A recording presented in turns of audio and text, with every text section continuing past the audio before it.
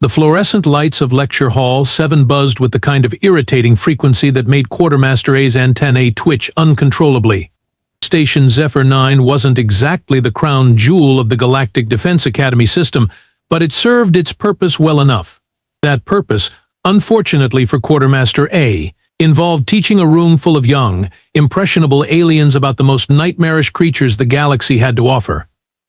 "Welcome, cadets, to Predator Recognition and Survival," Quartermaster announced, his voice carrying that distinctive Blixerian tremor that suggested he'd rather be anywhere else in the known universe.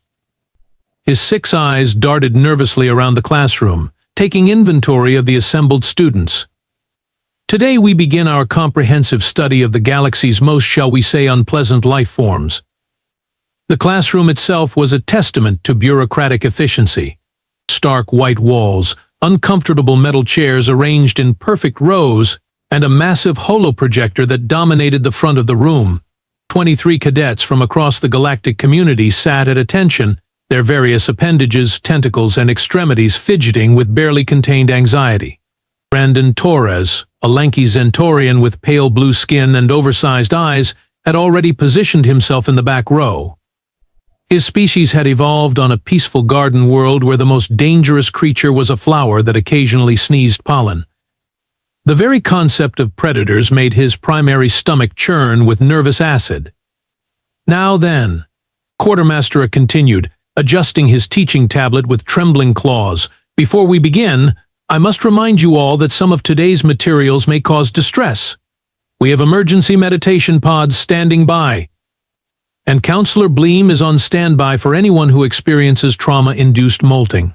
Commander Tom Mali, a Rigelian who prided himself on his military bearing, straightened in his seat. His crystalline exoskeleton caught the harsh classroom lighting, creating prismatic patterns across his desk. As the son of a decorated admiral, Tom had always assumed he'd inherited some natural courage. Today's class would test that assumption. Judge Quintara, the lone Valdorian in the group, occupied her usual seat in the front row. Her species had produced some of the galaxy's finest legal minds, and she approached every subject with methodical precision. Even so, her normally steady tentacles were coiled tightly around her stylus as she prepared to take notes on subjects she'd rather never encounter. "The galaxy," Quartermaster began, pulling up a star map on the holo display, "contains approximately 400 billion star systems. Of these, roughly 60,000 host what we classify as death worlds, planets where evolution has gone completely, utterly, horrifically wrong. Moran and Morton, twin Plixian brothers who rarely spoke above a whisper, exchanged terrified glances. Their home planet's idea of wildlife was small, fluffy creatures that sang lullabies and occasionally helped with gardening. The concept of hostile life forms was as foreign to them as quantum mathematics." The classroom door slid open with a soft hiss, interrupting Quartermaster A's increasingly dramatic introduction. Amy Kowalski strolled in with the kind of casual confidence that suggested she'd either overslept or simply didn't care about punctuality.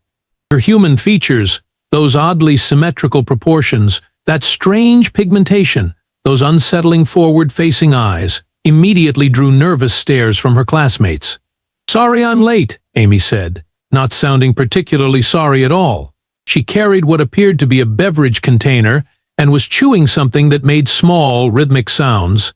Traffic on Deck 7 was murder, some kind of diplomatic incident with the Arcturian delegation. Quartermaster A's antennae twitched more violently. Humans always made him nervous. Not because they were particularly large or obviously dangerous, quite the opposite, actually. They looked deceptively fragile, almost comically so. But there was something in their casual demeanor, something in the way they moved through the universe without the proper amount of fear, that set every evolutionary alarm bell in his nervous system to maximum alert. "Miss Kowalski," Quartermaster managed, "please take a seat. We were just beginning our discussion of galactic predator classifications." Amy shrugged and dropped into an empty chair near the middle of the room, apparently oblivious to the way every other student had unconsciously leaned away from her. She took another sip of her drink and settled back with the kind of relaxed posture that suggested she was expecting entertainment rather than education. Cool, she said, popping what appeared to be some kind of food pellet into her mouth. Are we starting with the scary stuff, or working our way up to it? The question hung in the air like a toxic gas cloud. Around the room, 23 alien faces registered various degrees of horror at the casual way she'd referred to galactic predators as merely scary stuff. Brandon Torres made a small whimpering sound. Judge Quintara's tentacles unconsciously coiled tighter. Quartermaster cleared his throat, a sound that resembled gravel being processed through a malfunctioning recycling unit. We will be following the standard curriculum, Miss Kowalski. Beginning with Class D threats and progressing through the classifications until we reach. He paused dramatically, his 6 eyes gleaming with the kind of theatrical dread that only a career educator could muster. The forbidden recordings from the death worlds themselves. A collective shudder ran through the classroom. Several students reflexively checked the locations of emergency exits. Brandon Torres was already calculating the distance to the nearest escape pod. Amy Kowalski, meanwhile, took another casual sip of her drink and nodded approvingly. Sounds fun, she said. Quartermaster A's claws trembled as he activated the classroom's advanced audio system. The speakers, designed specifically for xenobiology demonstrations, were capable of reproducing sounds across 17 different frequency ranges. Today they would serve a far more sinister purpose. We begin, he announced, his voice dropping to what he clearly believed was an ominous whisper, with Class D predators. These recordings were obtained at considerable risk to our research teams. Some of those brave souls never returned. The first audio file loaded with a soft electronic chime that seemed almost cheerful compared to what was about to follow. Quartermaster A's finger hovered over the play button as if it were a nuclear detonator. The Venusian Scream-Moth, he intoned, native to the acid rainforests of Venus 7, known for its ability to. The sound that erupted from the speakers was nothing short of apocalyptic.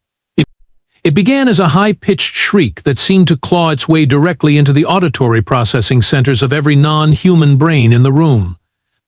The pitch fluctuated wildly, creating harmonic frequencies that triggered immediate fight or flight responses across multiple species. 3 students fainted immediately. Moran collapsed sideways out of his chair, his Plixian nervous system completely overloaded by the auditory assault. Morden lasted approximately 2 seconds longer before following his brother into merciful unconsciousness. A Draknari cadet named Zixon managed to emit a single, terrified chirp before his eyes rolled back and he toppled forward onto his desk.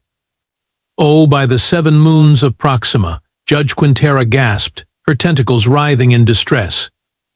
Her normally precise note-taking dissolved into illegible scribbles as her appendages shook uncontrollably. Commander Tom Malley, determined to maintain his military bearing, gripped the edges of his desk with enough force to leave permanent claw marks in the metal. His crystalline exoskeleton had shifted from its usual blue hue to a sickly green color that indicated extreme stress among his people. Brandon Torres, meanwhile, had abandoned all pretense of dignity and was now crouched under his desk, making small whimpering sounds that suggested his species' peaceful evolution had left them utterly unprepared for this level of auditory trauma. The recording continued for 37 seconds of pure, concentrated nightmare fuel. When it finally ended, the silence that followed was somehow even more terrifying than the sound itself. That, Quartermaster announced unnecessarily, was a Venusian Scream-Moth calling for its mate. Amy Kowalski took another sip of her drink and nodded thoughtfully. Huh, she said. Kind of sounds like my neighbor's motorcycle when he starts it up on cold mornings.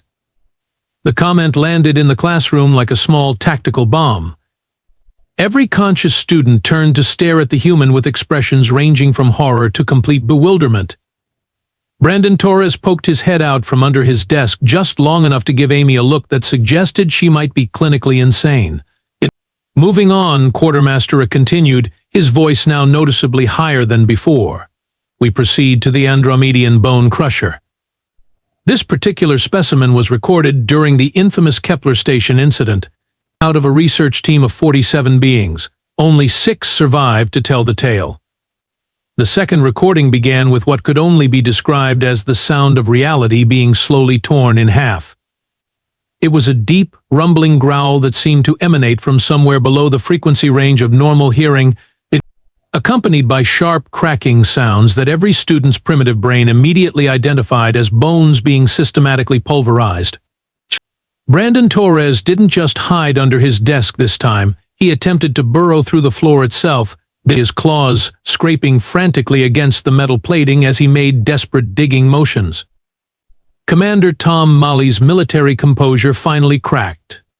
His crystalline body began resonating with the low-frequency sounds, creating a harmonic feedback loop that made him glow with an increasingly bright and panicked light.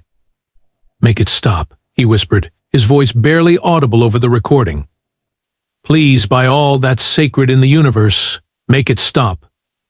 Judge Quintara had given up on note-taking entirely and was now using her tentacles to cover what passed for ears among her species. "This is barbaric," she declared, though her voice shook with terror. "No civilized being should be subjected to such auditory violence." The Andromedian Bone-Crusher recording lasted 42 seconds. When it ended, the classroom was filled with the sounds of rapid breathing, nervous chittering, and at least 3 different species equivalent of whimpering. Amy Kowalski yawned. Not a small, polite yawn of mild boredom. A full, jaw-stretching, absolutely genuine yawn that suggested she was finding the experience about as stimulating as watching paint dry on a particularly humid day. "Sorry," she said, covering her mouth with the back of her hand. Late night last night. Gaming tournament ran longer than expected. Quartermaster stared at her with all 6 eyes, his antennae twitching so violently they appeared to be having seizures. "Miss Kowalski," he said carefully, Did you not find that recording disturbing?" Amy considered the question seriously, taking another sip of her drink while the rest of the class watched her with the kind of horrified fascination usually reserved for natural disasters. "I mean," she said finally, "it was definitely loud. But it mostly just reminded me of this construction site near my apartment back on Earth. They were using some kind of concrete mixer that made almost exactly the same sound. Kept me up for weeks until I got used to it." The classroom fell into a silence so complete that the ambient station noise seemed deafeningly loud by comparison. 20 conscious alien minds struggled to process what they had just heard. The human had compared one of the galaxy's most terrifying predators to construction equipment, and complained about it keeping her up at night. Brandon Torres made a sound somewhere between a sob and a laugh. "Construction equipment," he repeated weakly. "She thinks it sounds like construction equipment." "Perhaps," Quartermaster said, his voice barely above a whisper, "we should move directly to the more advanced recordings." Amy perked up with interest. "Oh, are we getting to the good stuff now?" The question hung in the air like a death sentence. Around the room, alien faces registered the dawning realization that if Amy Kowalski considered the Venusian Scream-Moths and Andromedian Bone-Crushers to be merely preliminary material, whatever she considered the good stuff was likely to be beyond their comprehension entirely. Quartermaster A's 6 eyes focused on his teaching tablet with the grim determination of a being who had already accepted his fate. His claws clicked nervously against the device as he scrolled through files marked with increasingly dire warning labels. Red text flashed across the screen: "Authorized personnel only, psychological evaluation required, and most ominously, next of kin notification recommended." "Class," he announced, his voice now carrying the hollow tone of someone reading his own death warrant. "We are about to enter territory that the Galactic Ethics Committee has designated as questionable for educational purposes." Brandon Torres, still crouched partially under his desk, made a sound that suggested his species had evolved a specific noise for impending doom. What could possibly be worse than what we've already heard?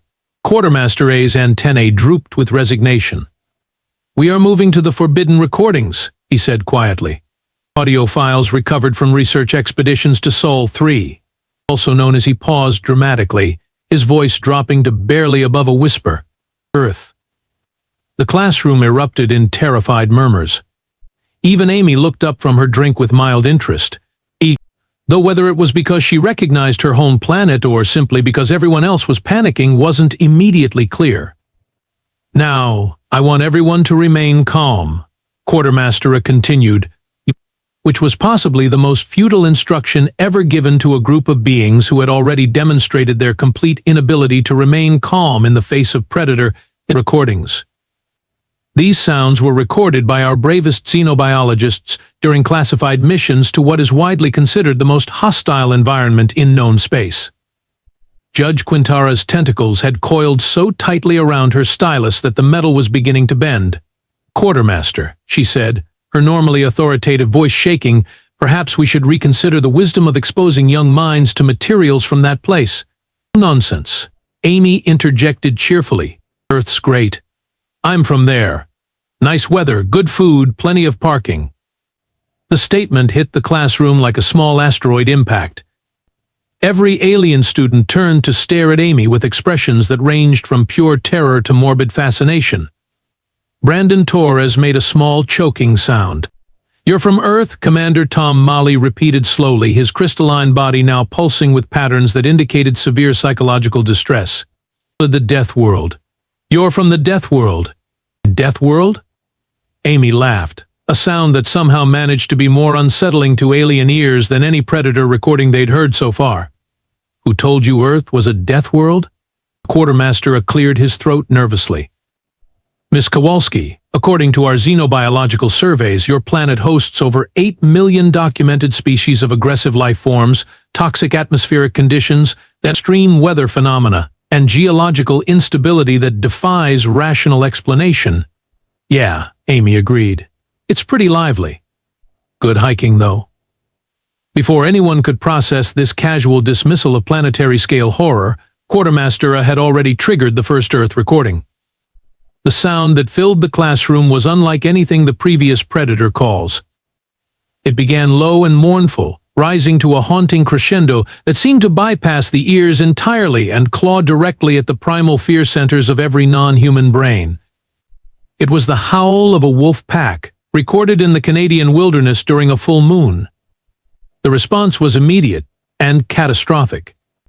Brandon Torres didn't just hide under his desk this time. He activated the classroom's emergency evacuation procedures by frantically pressing every panic button he could reach.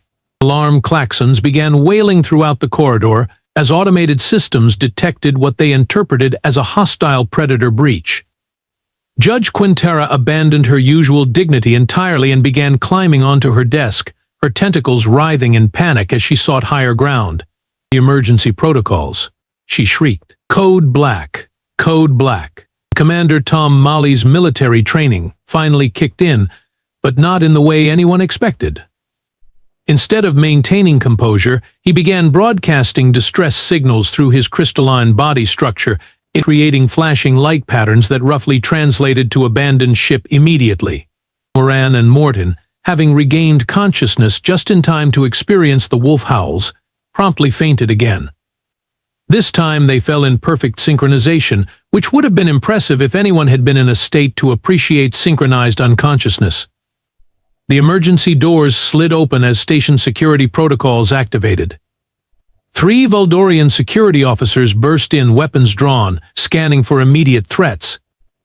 Amy took another sip of her drink and watched the chaos with mild amusement. "Oh, that's just wolves," she said conversationally, though her voice was barely audible over the alarm klaxons and panicked alien shrieking. "Just wolves?" Judge Quintara repeated from her perch on the desk. "Just wolves? That sound came from living creatures?" "Yeah, they're basically big dogs," Amy explained, raising her voice slightly to be heard over the emergency alarms. "Actually, dogs are basically small wolves. We keep them as pets. My sister has 3. The security officers exchanged glances that clearly indicated they were reconsidering their career choices. One of them, a senior officer named Valdec, approached Quartermaster with obvious reluctance. "Sir," he said carefully, "our sensors indicate no predator breach, but the audio signature suggests the presence of Class A Death World predators. Should we initiate station-wide evacuation protocols?" Amy laughed again, a sound that caused Brandon Torres to whimper. "Want to hear what a real Earth predator sounds like?" she asked, apparently oblivious to the fact that her classmates were already traumatized beyond rational thought. Before anyone could stop her, Quartermaster had already triggered the next recording. The sound that filled the classroom this time was the deep, rumbling roar of a grizzly bear, recorded at close range during salmon season in Alaska. If the wolf howls had caused panic, the bear roar induced something approaching mass hysteria. Brandon Torres began making what could only be described as a continuous screaming sound. Commander Tom Malley's light patterns became so frantic they were causing seizures in nearby photosensitive species. Judge Quintara had progressed from climbing on her desk to attempting to burrow into the ceiling tiles. The security officers immediately called for backup. "That's a bear," Amy explained helpfully over the chaos. "They're actually pretty chill if you don't bother them. Mostly they just want to eat fish and berries. My dad went camping with them once." "Went camping with them?" Judge Quintara shrieked from the ceiling. "Your parent voluntarily shared territory with those creatures?" "Well, not exactly shared," Amy clarified. "More like coexisted peacefully in the same general wilderness area. They pretty much ignored him." Quartermaster A, apparently having lost all survival instincts, triggered the third recording. This time the sound was the trumpet call of an African elephant, recorded during a territorial display. The result was that Brandon Torres achieved what his species called transcendent terror, a state where fear becomes so overwhelming that it circles back to a kind of zen-like calm. He stopped screaming and began giggling hysterically. "And that," Amy said as the elephant call faded, "is just an elephant. They're actually really smart, and friendly mostly. They mourn their dead and everything." "Friendly." Commander Tom Malley's voice cracked across 3 different octaves. "That sound suggests a creature capable of demolishing entire settlements." "Well," Amy admitted, "they could probably do that if they wanted to. But mostly they just eat plants and take mud baths. They're like really big, really smart cows." The final recording began before anyone could stop it. This time the sound was completely alien to every non-human ear in the room, the haunting song of a humpback whale recorded in the deep Pacific. The effect was different from the previous recordings. Instead of triggering immediate panic, the whale song seemed to induce a kind of existential dread. It was beautiful and terrifying simultaneously, suggesting intelligence beyond comprehension combined with size beyond imagination. Judge Quintara began weeping. "What kind of planet," she whispered, "produces creatures that can create such sounds?" Amy smiled and finished her drink. "The best kind," she said simply. "You should visit sometime. I know a great spot for whale watching." The suggestion caused Brandon Torres to faint for the 3rd time, though by now it was more of a strategic retreat into unconsciousness than actual terror-induced collapse. The emergency alarms had been wailing for 17 minutes when Admiral Vashey and Admiral Drohorn burst through the classroom doors with the kind of dramatic flair that only high-ranking military officers could manage. Both were decorated veterans of the Centauri conflicts, beings who had stared death in the face and lived to file the appropriate paperwork afterward. Today, however, they looked like they had seen something that challenged their very understanding of mortality. "Quartermaster A." Admiral Vashey barked, her Rigelian exoskeleton displaying the deep purple patterns that indicated extreme military alertness. "What is the nature of this emergency?" "Our sensors are detecting audio signatures that shouldn't exist outside of classified Death World research facilities." Quartermaster A, who had reached a state of resigned acceptance that bordered on enlightenment, gestured weakly toward his teaching tablet. "We are conducting standard predator recognition training, Admiral. Earth recordings, as per curriculum." Admiral Drohorn, a massive Draknari, whose scales were currently shifting through every color associated with imminent combat, scanned the classroom with his primary eyes while his secondary eyes monitored the security feeds. "Standard curriculum does not include Class X Death World materials, Quartermaster. These sound patterns are classified at levels requiring council authorization.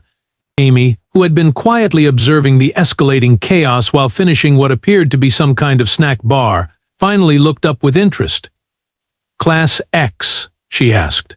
"What's that supposed to mean?" Both admirals turned to stare at the human with expressions that suggested they were seeing a ghost.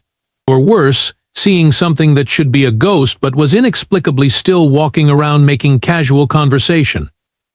"You are the human," Admiral Vashi said slowly, her voice carrying the kind of reverent terror usually reserved for discussions of cosmic horror entities. "From Sol 3. Earth, yeah," Amy confirmed. "Nice to meet you." "I'm Amy." The casual introduction seemed to physically stagger both admirals. Admiral Drahorn's scales shifted to colors that didn't have names in most galactic languages, while Admiral Vashi's exoskeleton began resonating at frequencies typically associated with prayer. It was at that precise moment that Quartermaster A, apparently having lost all connection to his survival instincts, triggered what would later be known throughout the galaxy as the recording. The sound that erupted from the speakers was unlike anything the assembled aliens had experienced. It began as a low, almost subsonic rumble that seemed to originate from somewhere beyond the normal spectrum of reality. Then, without warning, it exploded into a shriek that combined the worst elements of the previous recordings into something that transcended mere auditory assault and entered the realm of existential attack. It was the scream of a mountain cougar, recorded in the Rocky Mountains during mating season. The effect was immediate and profound. Every alien in the room felt their blood, or equivalent circulatory fluid, freeze in their veins. This wasn't just fear. This was the sound of something that existed beyond the normal parameters of life, something that belonged in the spaces between stars where sanity went to die. Brandon Torres achieved a new level of unconsciousness that his species had previously thought to be mythical. Judge Quintara stopped weeping and began making sounds that suggested her vocal cords were attempting to file formal complaints with the universe itself. Commander Tom Mali's crystalline body began emitting light patterns that roughly translated to "I renounce my commission and declare myself a pacifist." But the real panic began when General Kraftnog burst through the doors. General Kraftnog was a Blorgen, a species that had evolved on a world where violence was so common that they had developed natural armor plating and redundant nervous systems. He was, by all accounts, the kind of being who could stare down a supernova and demand to see its credentials. His arrival in any situation typically meant that something was about to explode, usually in a controlled and militarily useful manner. Today he looked like he had seen the heat death of the universe and found it insufficiently terrifying. Station-wide evacuation. He roared, his voice carrying across 17 different frequency ranges simultaneously. "All personnel to emergency pods. We are under attack by unknown entities from beyond the galactic rim." The Cougar's scream continued, rising and falling in patterns that seemed designed specifically to trigger every possible panic response in every possible alien nervous system. Security officers were abandoning their posts. Maintenance crews were sealing themselves into storage compartments. Somewhere in the distance, the station's automated defense systems were powering up in preparation for what they had calculated to be an inevitable alien invasion. And then Amy Kowalski began laughing. Not the polite chuckle she had offered during the previous recordings. Not the casual amusement she had displayed while her classmates descended into madness. This was full-blown, uncontrollable, doubled over with tears streaming down her face, hysterical laughter that seemed to echo through the chaos like some kind of cosmic joke being told at the universe's expense. The sound of human laughter, in that moment, was somehow more terrifying than the cougar's scream. It suggested a level of casual indifference to galactic-level horror that challenged every assumption about sanity, survival instincts, and the basic structure of reality. "Oh my God," Amy gasped between fits of laughter, wiping tears from her eyes as she struggled to catch her breath. "Oh my God, you guys, that's just a cougar." The statement landed in the chaos like a small nuclear weapon designed specifically to target comprehension itself. "Just a cougar?" General Kraftnog repeated, his voice barely audible over the continuing emergency alarms and alien panic sounds. Just a cougar? Amy nodded, still giggling as she tried to compose herself. Yeah, it's basically just a really big house cat. They're about the size of a large dog, maybe 150 pounds. They eat deer and stuff. Pretty shy, actually. Mostly they just want to be left alone. The explanation seemed to cause a collective short circuit in every alien brain within hearing distance. Admiral Vashi made a sound like a deflating balloon. Admiral Drawhorn's scales shifted to colors that suggested his mind was attempting to reboot itself. A house cat.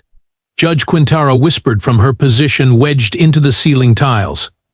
She said it's basically a house cat. Amy pulled out what appeared to be a personal communication device and began scrolling through it with casual efficiency. Want to see a picture? She asked helpfully. I've got some great shots from when my family went camping last summer. There was this cougar that kept hanging around our campsite. My mom named him Frederick. The offer to provide visual evidence of voluntary proximity to the creature that had just triggered a station-wide evacuation caused Brandon Torres to achieve a state of unconsciousness so profound that medical personnel would later classify it as therapeutic coma. Your family, General Kraftnog said slowly, voluntarily shared territory with that creature, and gave it a name. Well, not exactly shared, Amy corrected. More like we acknowledged each other's existence and maintained respectful boundaries. Frederick was actually pretty polite about the whole thing. The revelation that humans had developed diplomatic protocols for interacting with such entities caused Admiral Vashi to sit down heavily in the nearest chair, which unfortunately was occupied by the unconscious form of Moran. She didn't seem to notice. Amy, apparently oblivious to the fact that she had just caused the psychological collapse of an entire military hierarchy, began swiping through her personal device with the enthusiasm of someone about to share vacation photos. Which in a sense was exactly what she was doing. Okay, so here's the thing about Earth, she began, holding up her device toward the assembled crowd of traumatized aliens. You guys are treating our wildlife like they're some kind of cosmic horror entities, but they're really just animals. Normal animals doing normal animal things. General Kraftnog, who had spent the last 37 years of his military career preparing for every conceivable threat to galactic civilization, found himself staring at a small screen displaying what appeared to be photographic evidence of humans voluntarily coexisting with nightmarish death machines. This is my dad, Amy said cheerfully, pointing to an image of a middle-aged human male standing approximately 10 feet away from a massive brown bear. Both the human and the bear appeared to be completely relaxed, with the bear focused on what appeared to be a salmon and the human focused on taking the photograph. He does nature photography as a hobby. That's Bruno. Well, we called him Bruno. My dad followed him around for 3 days getting shots of him fishing. Admiral Drawhorn's scales had progressed through the entire visible spectrum and were now displaying colors that existed only in theoretical physics. Your parent, he said carefully, voluntarily pursued one of those creatures for recreational purposes. Oh yeah, Amy nodded. Dad's got thousands of photos. Bears, wolves, mountain lions, moose, elk, eagles, you name it. He's won awards and everything. Here, look at this one. She swiped to another image showing what appeared to be a family gathering in a wilderness setting.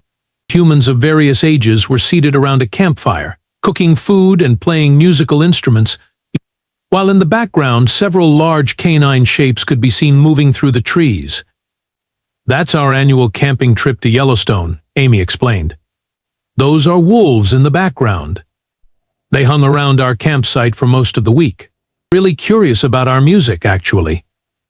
My cousin Jake plays guitar, and they seem to like the acoustic stuff better than the electric. Judge Quintara had managed to extract herself from the ceiling tiles and was now sitting on her desk, and tentacles wrapped around her head in what appeared to be an attempt to prevent her brain from escaping. They approached your recreational gathering voluntarily, she whispered. The predators came to you. Well, they were probably just checking us out, Amy said. Wolves are pretty social. They're basically dogs that never got domesticated. Speaking of which, she swiped to another photo, This one showing a young human child, possibly Amy herself at a younger age, each sitting next to an enormous canine creature that was easily half the child's size. The creature appeared to be wearing some kind of decorative collar and was actively licking the child's face. "That's me with Rex when I was 7, Amy said fondly. "He was our family dog. German Shepherd mix. Sweetest guy you ever met, loved kids, great with visitors. 120 pounds of pure love." Commander Tom Malley's light patterns had stabilized into what could best be described as existential confusion. "Oh, that creature," he said slowly, "is larger than most of our military reconnaissance units. And you allowed it unsupervised access to your offspring." "Oh, Rex wasn't unsupervised," Amy laughed. "He was the supervisor. Best babysitter we ever had. Never lost a kid on his watch." She continued swiping through images with the casual efficiency of someone who had clearly done this presentation before. Photos of humans hiking with multiple large dogs. Humans camping in areas where massive paw prints were clearly visible in the mud around their tents. Humans feeding what appeared to be enormous flying creatures that were later identified as eagles. "The thing is," Amy continued, warming to her subject, "you guys keep calling these predators and death world creatures, but to us they're just neighbors. Yeah, they can be dangerous if you're stupid about it, but mostly they just want to do their own thing. Live and let live, you know?" Quartermaster A, who had remained silent throughout the entire revelation, finally found his voice. "Miss Kowalski," he said carefully, "according to our xenobiological surveys, the creatures in these recordings should be capable of eliminating a human in seconds. How do your people survive in such an environment?" Amy considered the question seriously. "Well," she said, "mostly we just pay attention to where we are and what we're doing. Don't get between a mama bear and her cubs, don't corner a mountain lion, don't feed the wolves, basic common sense stuff. Plus, they're actually not that interested in eating us. We're not really part of their normal diet." "Not part of their normal diet," Admiral Vashey repeated faintly. "Nope," Amy confirmed. "Most of them prefer fish or deer or smaller animals. Humans are too big to be convenient prey and too weird to be worth the trouble. We're like, I don't know, the annoying neighbors who play music too loud sometimes but generally keep to themselves." She paused in her photo presentation and pulled up what appeared to be an audio application on her device. "Want to hear what a cougar really sounds like when it's not trying to claim territory? This is my cat, Princess Whiskers." Before anyone could object, she triggered a recording that filled the classroom with a sound that was unmistakably related to the terrifying cougar scream from earlier, but reduced to a much smaller, more manageable scale.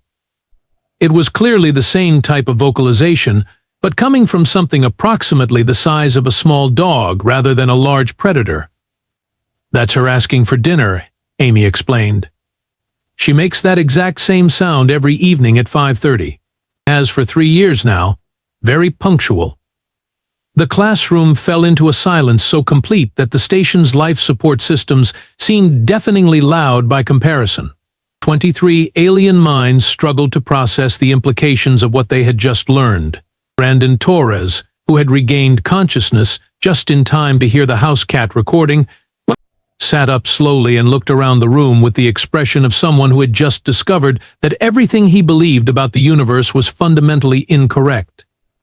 "Let me see if I understand this correctly," Judge Quintara said carefully. The sounds that triggered emergency evacuation protocols throughout this station were produced by creatures that humans consider to be household companions and photographic subjects. "Pretty much," Amy nodded. "Though to be fair, Princess Whiskers can be pretty dramatic when she wants something." General Kraftnog stood in the doorway, still surrounded by the security officers who had responded to his evacuation order, and stared at the human with the expression of someone who had just realized that the real monster was not the thing making scary noises in the dark. The real monster was the thing that heard scary noises in the dark and thought they sounded like dinner time. "Station personnel," he said quietly into his communication device, "cancel evacuation protocols. Resuming normal operations. And someone get me a very strong drink."